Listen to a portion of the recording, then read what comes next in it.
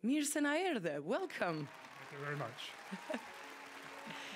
Kënaqësi shumë e madhe me pas në studio, do të flasim për shumë dallime mes Kosovës e Amerikës. Ushqimit më të mirë këtu atje, por edhe për KAEF-in, për gjithë të bursa për tri që ne zakonisht të mira nuk I ndëgjojmë. S'di pse në Kosovë, më fal.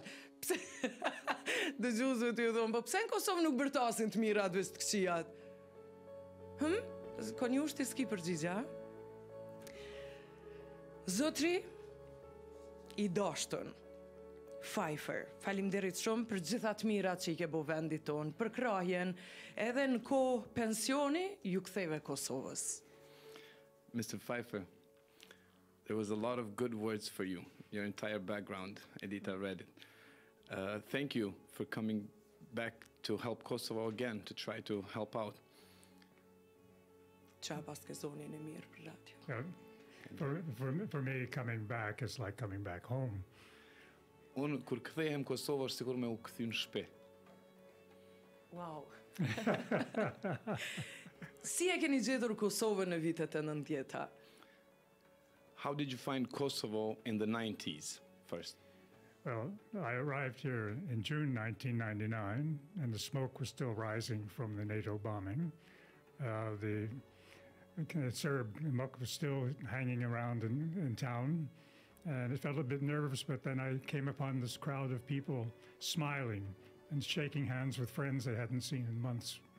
And it went to my heart to see this kind of reaction. People were free.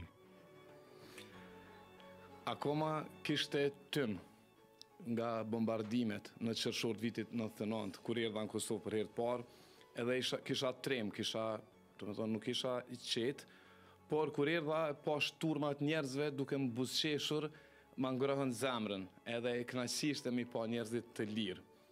Këto nuk e harroj. Sa keni qenë informuar për Kosovën dhe situatën në për cilën kalonte vendi në atë kohë? How informed were you about Kosovo and what it was going through at that time? Well, I have to be honest and say that I hadn't paid attention in the previous years to Kosovo. I'd had a brief exposure to ethnic cleansing when I was asked to go to Bosnia to help manage a demining project. I was retired living in Zimbabwe, and a friend called and said, I need help. And I thought, well, why not? I've done a lot of things, I'll try this. But I drove around Bosnia, and I saw village after village where one side of the street, everything was pristine. The other side of the street, everything was burned. And I came away shocked that this was happening in my lifetime. And when I went back to Zimbabwe to my family and I heard what was going on here, I called a friend who happened to be the head in USAID of the regional bureau for Eastern Europe and said, I volunteer to help. And he said, okay, I'll get back to you tomorrow. And he did. He offered me to go to Brussels and represent USAID in Brussels. I said, no, that's not what I want to do. I want to go and help. So he said, I'll call tomorrow. So he called the next day and said, okay, we have a small team of 4 Kosovars and a British spouse of a woman working in an American embassy in Macedonia who were preparing to go back in and open up the USAID mission. Will you go and take on this job?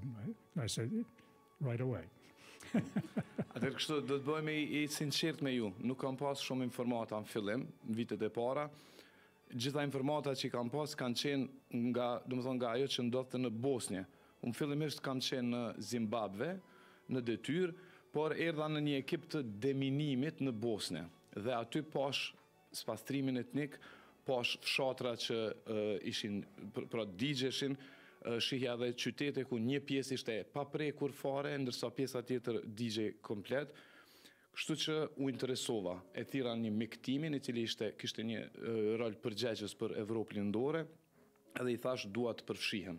Më gjej një mundësi që të përfshihem. Dhe ai më tha kemi një ekip me 4 persona nga Kosova që do të vi të themeloj USAID-in pra një misionin në Kosovë dhe ashtu fillova. Më I bukuri vend nga të gjitha shtetet ku ke punu, Zotri Pfeiffer? And it's the prettiest place you've ever worked, Mr. Pfeiffer, right? No, it's not the prettiest place I've ever worked. They can listen you, maybe. The people are among the nicest I've ever worked with. Po thot, ndoshta s'kisha me thonë vendi më i bukur ku kam punu, po gjithsesi njerëzit më të mirë me të cilët kam punu. Thank you. Faleminderit. A ju pëlqejnë ushqimet tona? Do you like our food? Traditional food. I love your food. When I left Kosovo, went home, my wife looked at me and said, "Oh, diet time." Diet time. Pëlqen shumë ushqimi i Kosovës. Domethënë sa orë vi në Kosovë, kur kthehem, gruaja më thotë, tash është koha për dietë. Cila është preferenca? And what do you prefer? What food? Well, I prefer all food. I still have to watch myself in eating, but occasionally I get in the mood that I really miss sitting down to a full meal of Kosovar food. And I have sat down to some big meals of Kosovar food. Gjitha ushqimet e Kosovës më pëlqejnë. Domethënë kur hajmë këto, hajmë shumë. Çdo herë që hajmë, domethënë hajmë plot. Kush janë njerëzit e parë që I takove kur erdhe zotri Pfeiffer në Kosovë? So Mr. Pfeiffer, when you came to Kosovo, who did you first meet? Oh. Well, I came to open up the USAID mission, and I had a small staff, including the 4 people who had been sent down to Macedonia to help me arrange for coming here. They became good friends over the years, but also I put together the main USAID staff, and they all became very close friends. And I remain in touch with many of them over the years. We have reunions sometimes. Pra, unë fillimisht kur erdha me detyrën për ta hapë zyrën e USAID-it këtu, u takua me disa kolegë nga këtu, pra nga Kosova, disa kolegë nga Maqedonia, pra kështu formova stafin e parë të USAID-it. Dhe akoma mbajmë kontakte me ta, shpesh herë edhe kështu bëjmë ribashkime. Mirë, a ka ndryshu Kosova qysh prej viteve 90-ta në sytë e juj, zotri Pfeiffer? All right, well, Mr. Pfeiffer, has Kosovo changed in your eyes since the 90s? Kosovo has changed. Kosovars have not, which is nice. Yeah. Kosova ka ndryshu, Kosovarët jo. Kjo është e mira. Every time I come back, and I come back almost every year, once or twice, I see new shops, new businesses operating, and it's encouraging. Because the first thing I noticed when I came here in 1999 is the sense of entrepreneurship that seemed to be ingrained among the Kosovars. Sa herë vi, shoh dyqane të reja, biznese të reja duke u hapë, dhe kjo është e mirë. Do thonë, vazhdimisht që nga vitin 99, unë kam ardhur gati çdo vit në Kosovë dhe pra shpirti i ndërmarrësisë I biznesit është I pranishëm në Kosovë. E përmendëm pak ma herët KAEF-in. Sa I ka ndihmuar arsimi të rinjve dhe KAEF-it zhvillimit Kosovës? So we mentioned KAEF. How much has it helped the Kosovo youth? It hasn't helped enough of the Kosovo youth, but it has certainly helped Kosovo's youth and Kosovo. We've now trained in the United States 110 of your best and brightest, but we would have liked to have done many, many more people. We didn't have the money for that. Yeah. And they're all having an impact. KAEF-i ka ndihmu mjaft, por nuk ka ndihmu sa duhet, sa do të kishim dëshirë ne. Deri tani KAEF-i ka ndihmu që të edukohen, pra me nivel master, 110 nga mendjet të ndritura të rinisë kosovare. Po, nga kush mund të kërkojmë ndihmë që t'i bashkohen kësaj iniciative KAEF-it për këto bursa që janë ndihmë shumë e madhe dhe janë ëndër e çdo treu në vendin tonë? So who can we turn to help KAEF in order to fulfill this mission of helping Kosovo youth get education? Well, we are here right now this week meeting with political, business, and civic leaders. We are in the midst of a fundraising effort here and in the United States. It's hard going. People don't like to give up money without seeing the return. And we have in the past have not approached government for assistance because we wanted to keep the program out of the government because of possibility of influence. Po, ne pikërisht tani jemi duke bërë një varg kështu ngritjesh të fondeve, po mundohemi që të ngrisim fonde për KAEF-in, por po është vështirë, sepse njerëzit po hezitojnë me dhënë pare pa pas diçka një kthim të atij investimi, edhe ne nuk po duam që projekti KAEF-it pra të jetë në nëmbredhën e qeverisë, për jo për ndonjë arsye tjetër, po në mënyrë që ai të jetë i pavarur, pra të mos jetë i ndikueshëm. Mirë, po vizita kësaj here e zotrit Pfeiffer. Pse? Me kë po takohet? Çfarë raporte kemi momentalisht me zotrin Pfeiffer? Well then, who are you meeting now, Mr. Pfeiffer? Who are you meeting now? Well, last night we met with Lutfi Haziri representing his party. Today we're meeting with the head of PDK and then the LDK. We're meeting with the Prime Minister later today. We'll be meeting with the President. We'll be meeting with the American Chamber of Commerce representatives, and whoever we can get to give our story, explain what we're trying to do. And we are still approaching the diaspora in the United States and looking for foundations in the United States who can support us. It's a rather desperate effort, I have to admit, because time is pressing and we want to continue the program without interruption. Po jemi duke u takuar me një varg personash, jemi takuar me zotrin Lutfi Hazirin, do të takohemi me kryetarin e PDK-s sot, me kryetarin e LDK-s, me kryeministrin do të kemi një takim sot, po ashtu me presidentin, me përfaqësues të odës ekonomike amerikane, me përfaqësues të diasporës dhe me fondacione të ndryshme amerikane, por në përgjithësi mund të them vështirë është duke shkuar. Po pse kur duhet për fondacion për rininë e Kosovës, pse ecën kaq vështirë? Ku qëndron problemi? Well, why so difficult when this is for the betterment of the youth? Where's the problem? Well, there are many demands on money from government, for one, and they have to have a way of getting enough money to give, and give it in a different way. It's not like a normal government program. Donors, through economic reasons, have been holding on to their cash a bit. And I think, I can't really explain the difficulty of it, because to me, it's the program that can make the difference for the future of this country and the Balkans. It's a model. Po, kërkesa është disi pra e koklavitur, sepse, si që thash, nuk duam që ky të jetë një program qeveritar, për arsye që i spjegova, pra që të mbetet një program i pavarur. Donatorët po kanë hezitime që ta japin keshin e tyre, edhe pse kjo pra KAEF-i është një model, një fond model për edukimin e të rinjve. Po bizneseve ne mund t'ju bëjmë thirrje qysh tashmë u bashku KAEF-it për rinin ton me kry master në Shtetet e Bashkuara të Amerikës, apo? Well, we could ask the businesses, Mr. Pfeiffer, right, to help get Kosovo youth educated.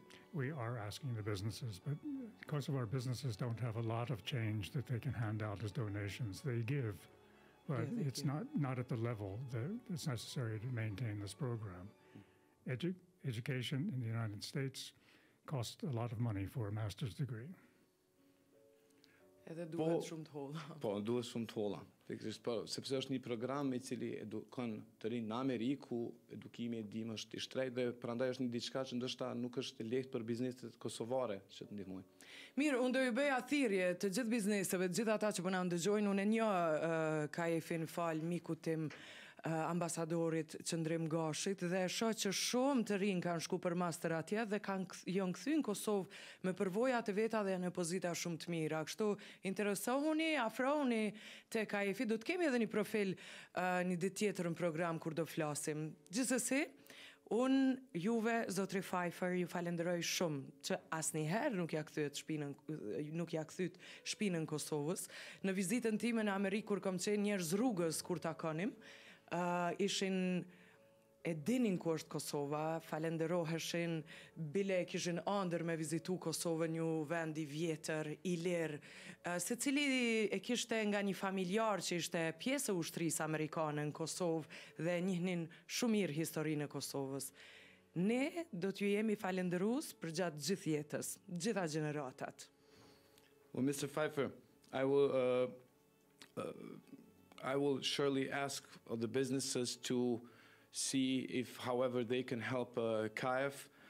I know KAEF thanks to my friend, the ambassador, Qendrim Gashi. I have happened to meet a lot of youth who have been part of the program and have returned. And in closing, I would just like to thank you, Mr. Pfeiffer, for always being true to Kosovo, never turning your back to Kosovo. When I was in the United States, thanks to all the engagement by the US for Kosovo, now the people of the United States know about Kosovo, know about its history. A lot of people have somebody in the army who have served here. So thank you very much for all of this. Oh, it's been my pleasure. I would have liked about an hour with you. I always have a lot more to say. I know. Mundet me shfrytzu, me më tregu, çka tjetër kombet pa e pyet? Lirisht le ti drejtohet është masë e madhe njerëzve që po na ndjekin momentalisht. Well, Mr. Pfeiffer, a lot of people are listening to us right now, so please go ahead. Tell us something that perhaps I haven't asked. Oh. Too much, yeah? No, I couldn't even think of anything you haven't asked, but we could go into the nitty-gritty of the program. I mean, you know, we have started, people who've been fellows in the United States have come back, have started businesses, have gone back to businesses. They're responsible for some of the cutting-edge businesses that are operating here now, who are exporting things to the United States. So a business relationship is growing from that, but also employment is growing from that, and tax income for the government. So people need to understand that investing in education is the most important thing for the future of Kosovo. Yeah. I've told people that my model, in my mind, for what Kosovo should be and could be is similar to Singapore, Abu Dhabi, Qatar, which invested heavily in sending people offshore for training, bringing them back and letting them work in developing the economy and improving the government. And it can happen here. Pra, unë veç do të kisha thënë ndoshta që është shumë me rëndësi kritike që të investojmë në njerëz që të edukohen, të marrin edukim cilësor. Shumë nga ata që kanë marrë këtë edukim që kemi ofruar ne, janë kthyer në Kosovë, kanë hapur biznese, kanë hapur ndër bizneset më të mëdha në Kosovë, cilat merren me eksport të madh, kanë ndihmuar që zhvillohet ekonomia e Kosovës, paguajnë tatime qeverisë Kosovës, pra kanë ndihmuar që të përmirësohet shteti në përgjithësi. Dhe unë them vazhdimisht që ne duhet këtë ta bëjmë, të investojmë në edukimin e të rinjve në mënyrë që Kosova të jetë shtet i zhvilluar, të zhvillohet përmes edukimit të rinjve jashtë vendit, sikurse shtetet që kanë bërë njëjtë, Singapuri, Katari, Abu Dhabi e të tjerë. Faleminderit shumë, Zotri Pfeiffer. Faleminderit shumë. Can you speak in an Albanian language, something? You just heard what I can say. Just thank you. No, I can say mirëmëngjes. Mirëmëngjes. Okay. Thank you. It's my pleasure. I'm not a linguist. Faleminderit shumë edhe juve. Thank you.